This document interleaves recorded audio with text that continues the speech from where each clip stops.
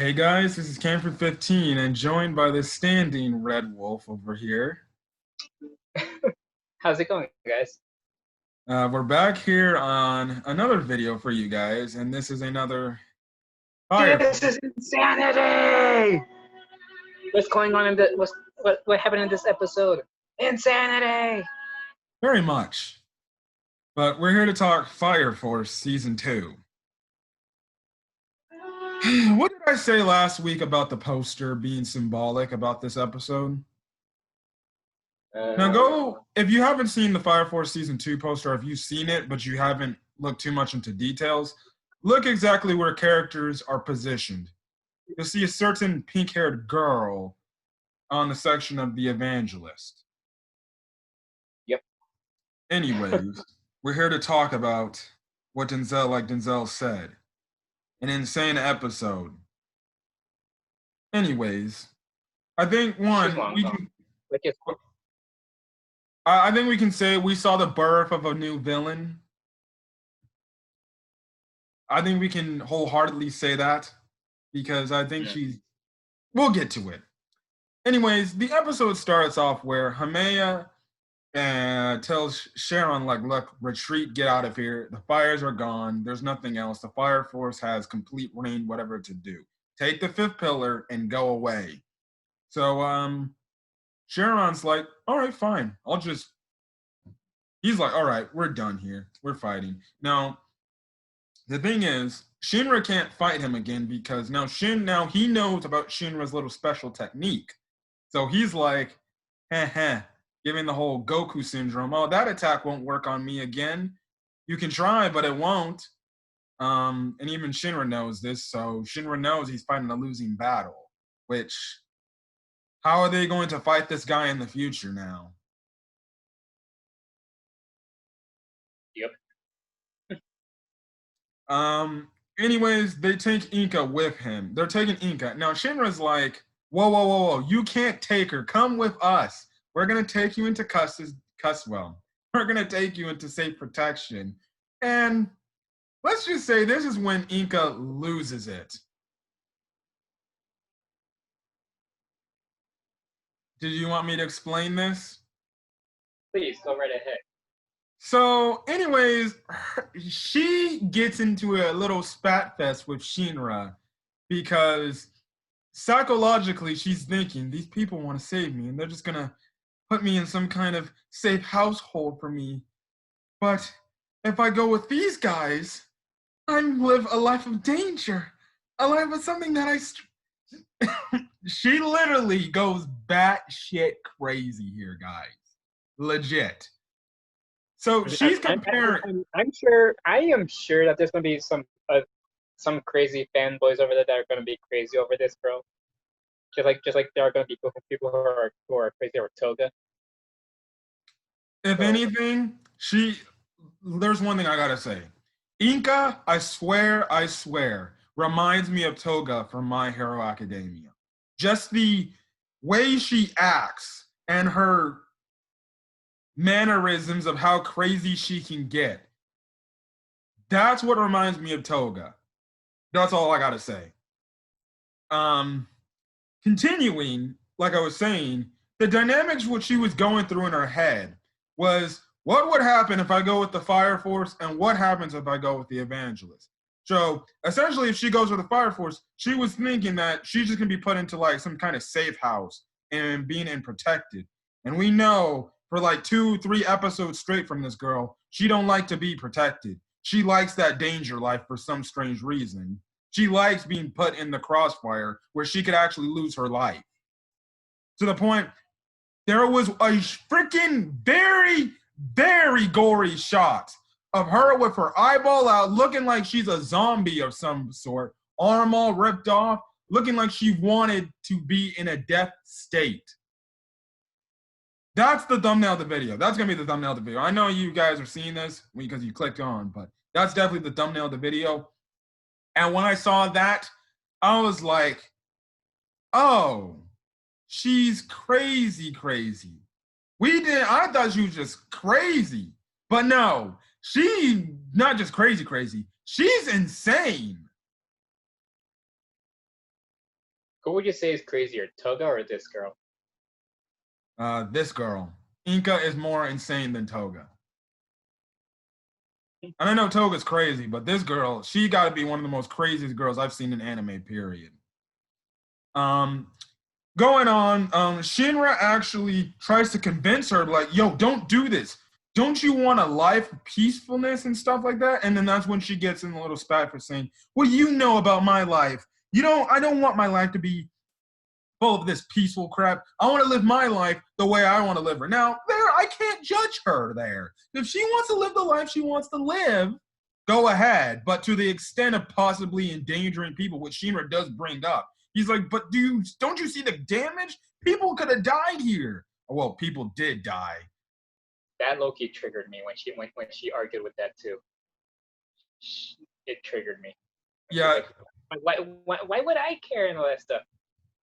She kind of gave the impression, like, literally, she was like, well, fuck him. I could care less. Which, honestly, if you ask me, when she said that, I was like, oh, yeah, she's definitely going with him. And even to the point, it's like, when she said that, it's like, I was thinking in my head watching this episode, I'm like, don't you remember your friend who legit got his whole body, like, blown up in half? Mm-hmm. And after she said that, I was like, oh. Anyways, she just decides to go. Now, Shinra, he tries to fight a few of them off and probably try to take her by force, but Sharon stops that. He gives him this hard shot to the face. And then after that, he just passes out due to collapsion. Arthur with Hamea, he just kind of just lets her go. He doesn't even chase after her. He just like legit sees her jump off a building and lets her go. Which I'm a little skeptical about that scene. Why did he let her go? Yeah, I was looking at that. I'm like, why are you just letting her run away? Wasn't it your job to like detain them or something? I'm like, just let her walk away scot-free. Anyways, this is when we get to this is when I changed my stance on Inca being insane to legit psychopath. If Denzel wants to go through this scene again.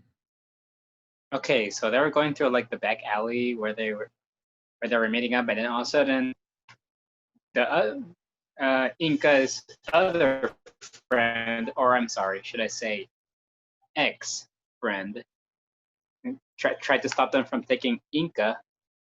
But then Inca pulled a. I was begging her not to do this. She drew the line around her friend and burned him up. When I saw that, I was like, well, and actually even before that, Shinra does make a mention saying, well, I'm going to kill you. And she gives this like crazy look like, well, I'll be expecting you to come see me then. And I was like, oh, no. I mean, like, I think Shinra's line there saying he needs to kill her is legit after seeing what she did to her friend. Because when I saw this scene, I was like, my jaw was dropped. I was like, you cannot be kidding me. I was like, I thought this girl was insane. No, one, she's already too far gone now that she already killed somebody. Two, she's not just insane. She's not just crazy. She's a psychopath. She is a psychopath. She might literally need to be dead. She literally might need to die. At this point, I have no more sympathy. I have no more sympathies for Inca anymore. Any compassion, any hope I had for her, which was in like episode 3 and 4 and 5, I'm gone. I'm gone with that. No, she's done for me. I'm sorry. I can't deal with her no more.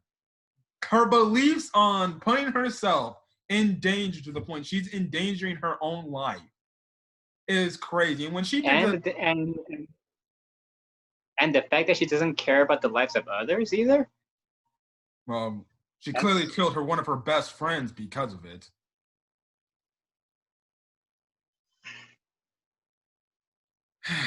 Also, I also say to mention, I think we just saw the birth of a new villain that the Fire Force are going to have to defeat. And it ain't gonna be easy because you can't even see her attacks. Mm-hmm. But she can see where you're attacking. Most broken ability in Fire Force ever. Which I said it in the last few weeks. I wouldn't be shocked because of her character and the way she acts, she would be on the Evangelist side. Because her character and the way her actions are definitely fits that type of character. Because she fits like the whole type of crazy Sharon Hamea type of beliefs and stuff like that. Mm-hmm. Anything else before we move on to the back half of the episode? Let me ask you, how would you feel if she suddenly had a change of heart later on, like while the battle is going on? How would you feel about that? They really got to find a good way, because they put Inca in a mode where, as you're watching the viewer, you now hate her. You do not like her. They have to do something where, there is a way where you can get sympathy for her again. If I don't know, they say the evangelist put her through some sort of torture that she's actually thinking like, whoa, what did I actually get myself into? If she has that, you could feel some sympathy. Maybe if they even say, I guess you can say, punish her if they don't listen to her, they don't listen, or if she doesn't listen to them. And again, I guess no amount of punishment will be able to make her feel any regrets, I guess. She probably would like it to be more stringent, to be honest. She might like it. Kinky. She's Okay. those type of people. What do you call them? Amasio? I forgot the announced pronunciation, but the word I'm thinking of, guys. Now, anyways, we get to the back half of the episode. So the casualty reports from this last event were the fact that there was 19 people that died, 58 that were injured. Now, there were other stats, but I didn't put them in there. But I think there was like 134 buildings destroyed because of this event, which goes to show if those fires didn't get put out because of that huge ice pillar, there definitely could have been a lot more casualties. Mm-hmm. Now, before they actually all leave the area, the group of people in the city actually thanked the fire force for what they did. And even though Shin was going through gloom and doom, he actually liked the fact that it's one of the first few times that somebody's actually thanked him for what they did. Because usually most people just go, "Oh, you're a devil," and stuff like that. So it was nice to hear that. Anyways, it goes through all the other companies and stuff like that with what they're gonna do with the whole this joint operation thing. So they focus on the first company, and we see the first company captain. He kind of is like, well, we really don't need to help the eighth, company right now because we got our own problems right now. And plus, you have Karim who kind of assists them from time to time, as well as you have Tamaki who's kind of there on suspension, which I totally forgot she was there on suspension. Honestly, at this point, she should just stay with the eighth. Mm-hmm. After her suspension is up, which I believe she will, whenever that suspension is up. Who knows?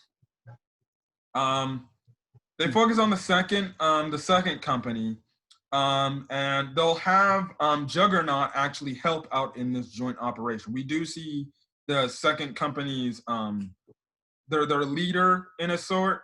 We also pan over to the fourth a bit, and the fourth guy, the crazy dude who wanted to taste Shinra's Abdullah burst, was actually shocked that the casualties were kept to a low, which is a lot different than the Great Fire he was in. Now we see my boy Licked with Joker. So Joker making his first appearance here in the anime for season 2. They were kind of talking about what's going to be going on and stuff like that, and Joker makes a request saying, I wish I could go with you, Licked. But Licked is like, well, maybe you should join the Fire Force, and who knows? You might be able to come, which I'm telling you guys, I don't trust him. I don't trust Licked. He clearly is some kind of neutral party, and he's the type of guy with him and Joker that will go on the winning side until the winning side's winning no more. I still don't know if they have good intentions. Joker is still a shady guy to me, as well as Licht. I'll suspend my distrust for now and see later on because I mixed emotions as well. Yeah. Yeah. Now we also find out due to Lick that Hibana actually gave the joint operation the information they need to find more about the Abdullah burst. So what's gonna happen is what Obi tells Tamaki, Arthur, Shinra, and Licht is that they're gonna be going in a joint operation with some other Fire Force companies, and what they're going to do is going to go to a whole different continent to investigate the past of the Great Cataclysm. And essentially, they go do a little quick summary about the Great Cataclysm. Also, more things we also get to mention. So far, in terms of the pillars, we have Sho, Shinra, Hameya, and now Inca. I believe those. Oh, and then the first pillar, the crazy girl who Shinra saw in his little thing. That's 5 pillars. Now there are 8 in total. So that means there's 3 more left that have yet to be, I guess, awakened. That's probably gonna be something they're gonna keep down the line. So there's already 4 of them, or 5 of them, and let's just say 4 of them are bad. Come to mention it, the fact that the evangelists want to essentially unleash Armageddon amongst the entire world doesn't help at all, because we see in the little Great Cataclysm flashback, which was 250 years ago, is that essentially you saw what I just said, Armageddon. And you see like a flat image of the continents, which obviously you can see America, South America, Asia, and stuff like that. And you can see because of the Great Cataclysm, it like made half these freaking continents like legit nothing. Honestly, nothing. Like those continents were gone. They're like little specks, to be honest, which is crazy. Mm-hmm.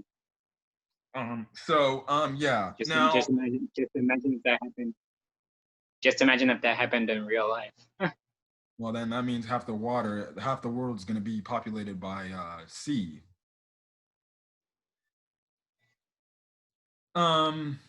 Anyways, Obi says the place they're going to is held in the Chinese peninsula outside of the Tokyo Empire.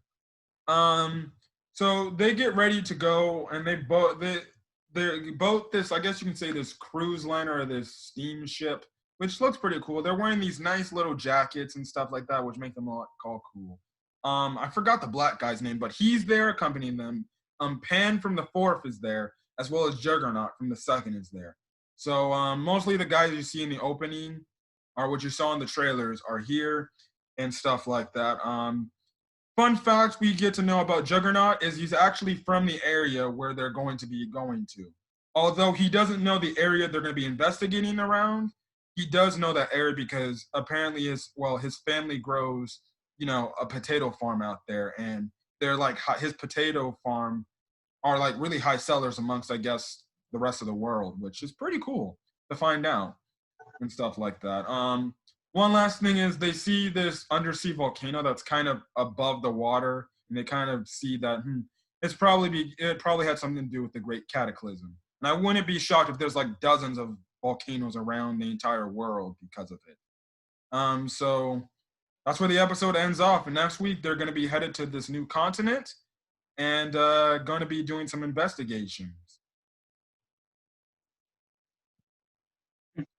So other than that, it was a good episode. I liked it. We finally get the confirmation on which side Inca's taking, albeit how insane she was with taking that route. But another thing I got to mention is this episode went pretty fast, to be honest. Mm-hmm. It didn't bother me, but it was mostly because of dialogue, most likely. Yeah. But yeah, this episode was good. Can't wait to see what they're going to find in this investigation. Apparently, they're going to go up against some huge, giant snake creature. I have no idea what that is, but it seems like this continent's much more dangerous than we thought it would. Yeah. Anyways, anything else, Denzel, to say before we end this video off? Mm, I'm still traumatized from Inca. You want to be. Just say Uh, I still haven't recovered. yeah, I thought when we saw the previews, Inca would be like best girl material. She ain't best girl material. She's like worst girl. But Unless you're into that kinky, crazy girl shit. That's all I gotta say.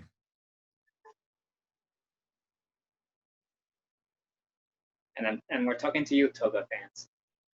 The only thing Inca's got going for me is the fact that she's just cute.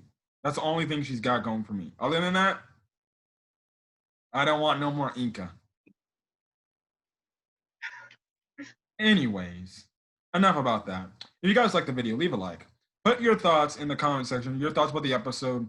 Do you think, because Denzel posed this question earlier, do you think Inca might have a change of heart and possibly switch over sides?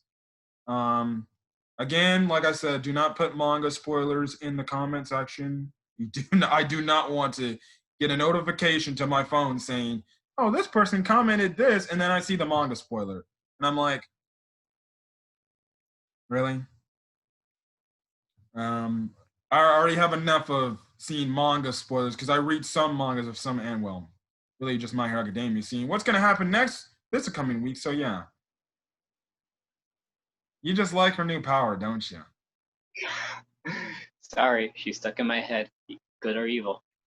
Also hit that subscribe button if you want to get more Fire Force content reviews. So till then, guys, you'll catch both of us tomorrow for SAO. So till then, guys, we'll catch you guys on the next video. Hopefully you guys are having a safe rest of your day. Till then, peace.